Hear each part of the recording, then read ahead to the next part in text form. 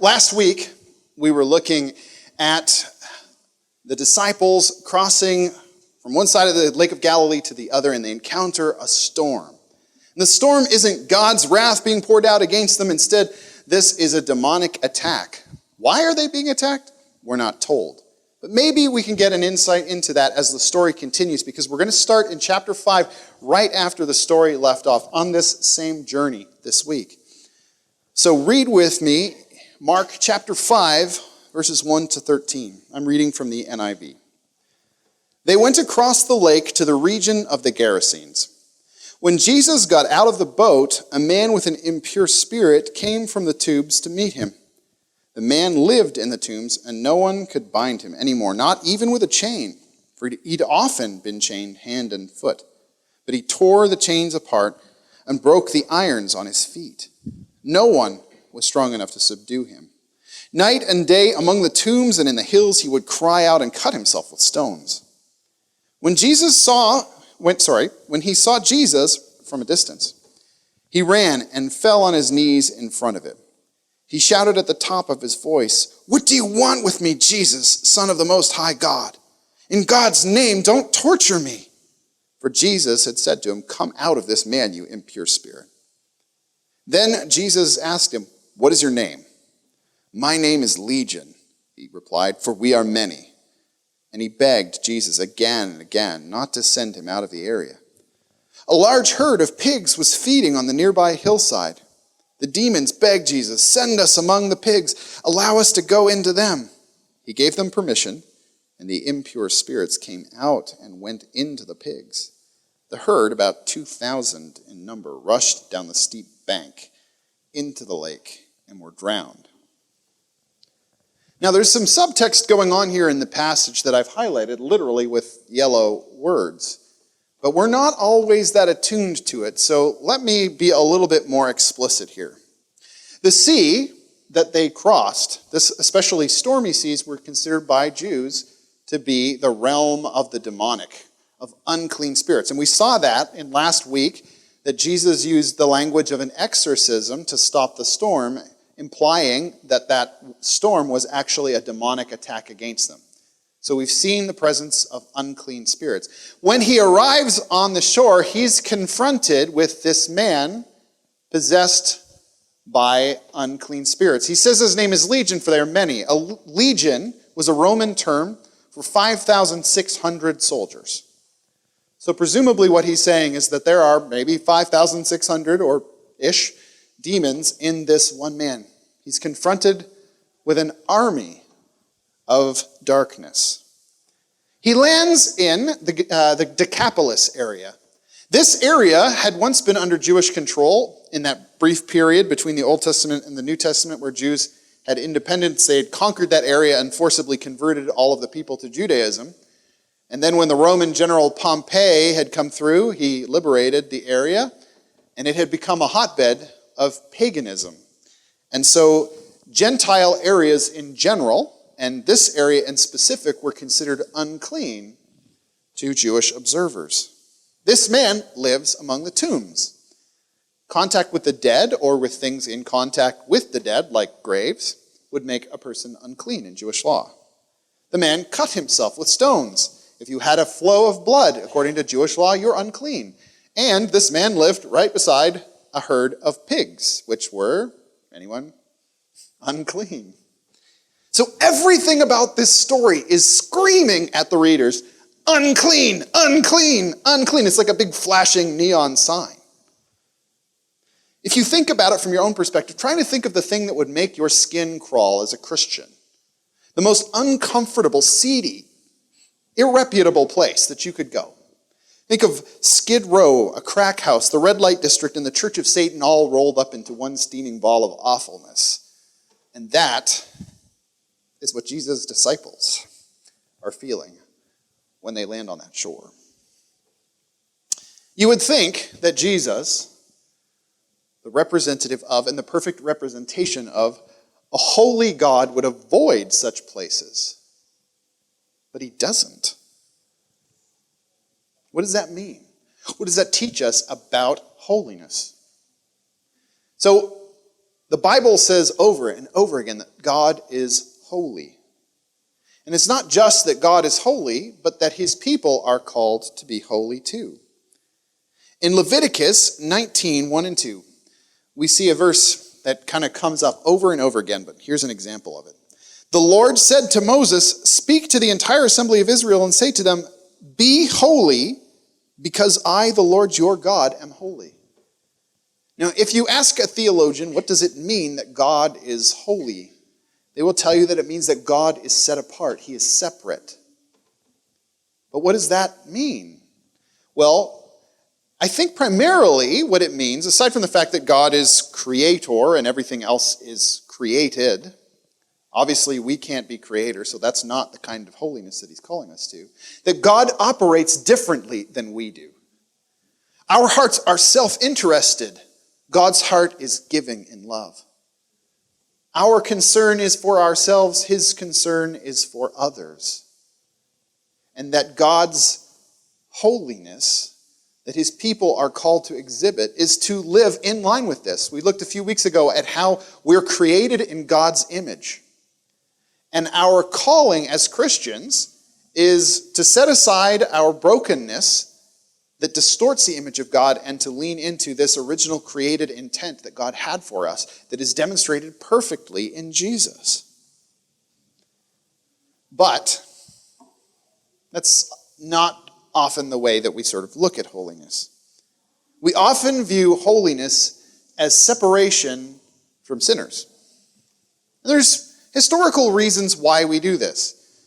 The Jews were originally a family group that God turned into a nation when he brought them out of Egypt and gave them a covenant, including the laws. And he said, if you follow these laws, you'll be blessed. And if you don't, there are going to be consequences. Chief among them would be exile. And the people were faithless and ended up being exiled.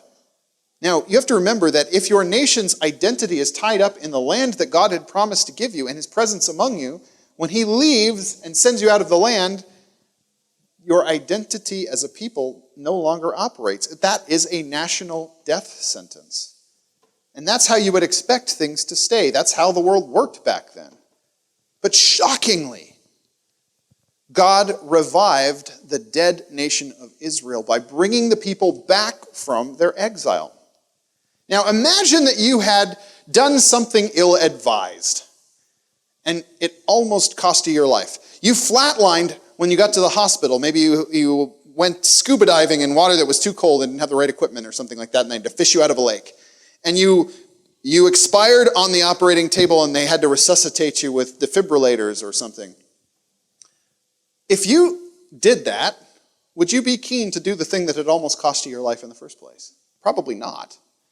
And so the Jews who come back from exile, who are literally raised from the dead as a country, are like, let's not do that again. Let's try to be really, really serious about keeping God's laws.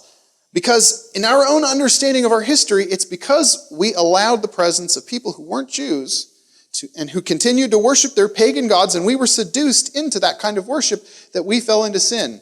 And that the consequence of that was that we died as a country, even though God raised us as a country. And so, they separated themselves. The easiest way to avoid sinning is to avoid the temptation to sin. And the easiest way to avoid the temptation to sin is to build yourself a big bubble that keeps all the temptations out, that keeps all the people who don't practice faith the way that you do out. When I went to university at Trinity Western, a Christian university, it's certainly not perfect, but in the sense, everybody was a Christian. Being a Christian was the path of least resistance. And it's easier to be holy, to be avoiding sin in a place like that. Now, the Jews created as a culture in which it was taboo for them to have dealings with Gentiles. And we can see this carrying through even to the time of Jesus. When Jesus tells his disciples to go into all the nations and make disciples, apparently they believe that that means go and make disciples of the Jews in all of those nations. And so they don't start to reach out to the Gentiles for the first several years of the church movement. It's only when God pulls Peter kicking and screaming to share the word with Cornelius that this mission to the Gentiles starts to happen. And we can see that Peter has some unlearning to do. He has prejudices he has to overcome just to share the news of Jesus with this person who is outside of the community, who is unholy. The guy is a Roman officer who Jews would consider enemies of God. But when God tells Peter to go and share this news with Cornelius, we see Peter's reaction when he arrives. It says, he, Peter, said to them, and that's Cornelius and the people gathered with him, "You are well aware that it is against our law for a Jew to associate with or visit a Gentile. But God has shown me that I should not call anyone impure or unclean." Now, it's not actually against the Jewish law to have any dealings at all with a Gentile. But it's become such an ingrained part of the way that they practice their faith that they have a hard time distinguishing that from the actual commands in the law. Just as if you came to church a generation ago, you would have thought that the Bible told us that we had to wear our best clothes to come to church. As a child, I had to wear a three-piece suit at church. And that was considered normal, and just the idea that maybe you didn't have to dress differently to go to church was controversial at the time. And so sometimes we can take our culture as a church and assume that that's actually part of the message itself, which is what the people had done then, and it can be what we do now. But Jesus isn't asking Peter to violate holiness to share the gospel with Cornelius. Instead, he's asking Peter to reimagine what holiness looks like. Holiness isn't about separateness from sinners. It's about loving engagement with sinners. So think about the incarnation for a moment. It's nice to think of the cute little scene with a manger and the donkeys and the sheep and Mary and Joseph and little baby Jesus with a little halo above him. But beyond that, in the spiritual realm, what is happening there? God stoops an infinite distance to come down and become one of us.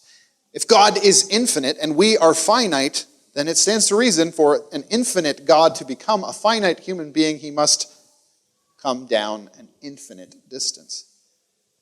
And so if he comes down an infinite distance to hang out with people like you and me, he's not going appreciably further to hang out with a person like this demoniac, is he? Does Jesus become unholy by being around people like the demoniac or being around prostitutes and tax collectors and sinners? Not at all. But certainly there are people who think that he does. And they protest that he would spend any time with these kinds of people because that would make him unholy. Earlier in Mark's gospel, we read about one such incident. In chapter 2, verses 15 to 17, we read that while the disciples were having dinner at Levi's house, Levi is Matthew, a tax collector, many tax collectors and sinners were eating with him and his disciples, for there were many who followed him. When the teachers of the law, who were Pharisees, saw him eating with sinners and tax collectors, they asked his disciples, "Why does he eat with tax collectors and sinners?" On hearing this, Jesus said to them, "It's not the healthy who need a doctor, but the sick. I've not come to call the righteous, but sinners." Jesus shows us that holiness isn't about separating from sinners. Well, it does mean separating from sin. It must mean more than that. Holiness isn't just about the negative, the things that we avoid, the thou shalt nots. It's also about the things that we do to others, the thou shalts. Holiness is about living out a different way of being in this world. As God is different from us, as he is other-oriented, as he seeks out others in love, while we tend to look to our own self-interest, becoming holy means that we become aligned with God's way of doing things in the world, that we embody his other-oriented love. Now, Jesus says, if you've seen me, you've seen the Father. In other words, he perfectly represents who God is. And if he does that, and God is holy, then what Jesus shows us is what true holiness looks like. And as people who follow after Jesus, as people who try to reflect Jesus' life and glory to the world around us, our lives must reflect this same sort of holiness. So when we see, be holy, for I, the Lord your God, am holy, we have to see this in light of Jesus. Be like Jesus, for I, the Lord your God, am like Jesus. But we can fall for the same trap that the Jews fell for 2,000 years ago. Now, the holiness movement that arose in the church originally started as a way of taking very seriously the work that God does in transforming lives. But like anything that has nuance, it can easily become oversimplified and even caricaturized in the way that it's practiced. And so what started as a movement of people who were serious about allowing God to transform them turned simply into a legalistic list of things that Christians shouldn't do. And so the holiness movement became, I don't smoke, drink, swear, or chew, or spend my time with people who do. But when we see avoiding bad behavior as the center of a Christian life, our mission becomes distorted. Because we deliberately disengage from the world, and we become inwardly focused, because life is just about avoiding temptation. The most important thing is not sinning, and so the best way of doing that is to avoid the temptation of sin. And to avoid the temptation of sin, we just build our bubble.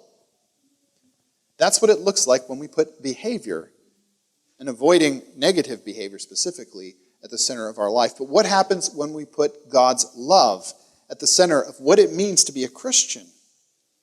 When holiness is oriented towards other people, reaching out to them in love. Now, I hope that you have experienced the love of Jesus. I hope that you have come to wrestle with this revelation of who God is, that God reaches out to you in love and he refuses to let go of you. No matter how disgusting your sin might seem, he refuses to allow that to be an excuse to say, I'm done with you. No matter how awful we are, how much we behave like God's enemy, he refuses to let go of us. And when we understand the depth of his love for us, how he is unconditionally loving, how he is always self-giving in his love, if we interpret that, if we understand that, if we experience that, I don't know how you can not want other people to experience that too. And so if we do that, then our holiness becomes about helping other people experience the love of God instead of about avoiding bad behavior. You see, this demoniac, this wretched soul that Jesus goes to save, his story is all of ours. He is a living parable of our own situation. He is a person caught up by forces too large for him to deal with. He's a person whose life has led him into a place of slavery. And he cannot save himself. It takes Jesus to save him. And that is all of our story. The difference is just a matter of degree.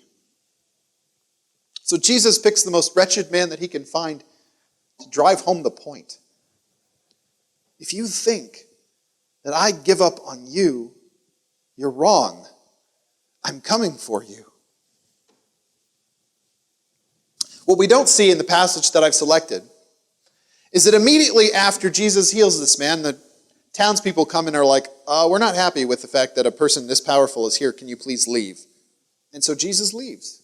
So Jesus started this journey, came across the lake, encountered a demonic storm, exorcised the demonic activity, lands on the shore, and encounters an army of darkness and conquers them. Saves one man. And then he leaves.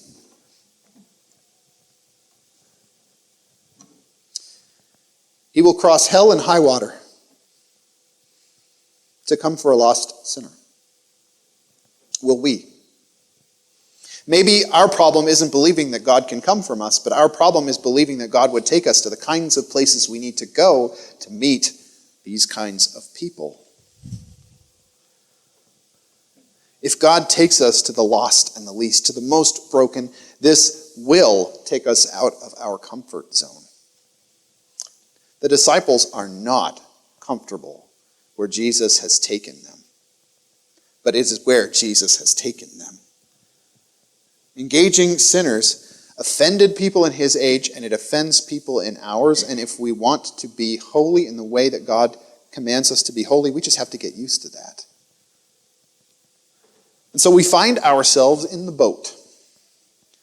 And Jesus is leading us to dark, seedy, awful places, not to engage in sin, but to share the love of that he has for us and for sinners with them so that they know who he is. And when we go there, there's two things that we need to remember. First of all, this is where God calls us to be.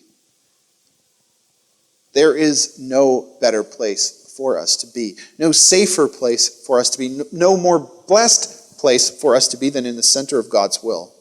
Yea, though I walk through the valley of the shadow of death, I will fear no evil, for you are with me. Secondly, and relatedly, he is with us. No matter what forces of darkness oppose us, Jesus is greater. He stills the storm with a word. He casts out the demons with a command. The forces allied against the church are considerable, but the power of our Lord is infinitely more powerful than they are. So God is calling us to the dark and the broken places. What does that look like in our community? As an individual, where are the places he can call you? As a congregation, Crossings Community Church, our little boat, where is God leading us to sail, to share his love? As the broader church in Kirkland Lake, where is God leading us? To what lost and broken people are we commanded to share God's love? I hope that our love for God outweighs our discomfort with the places that he calls us.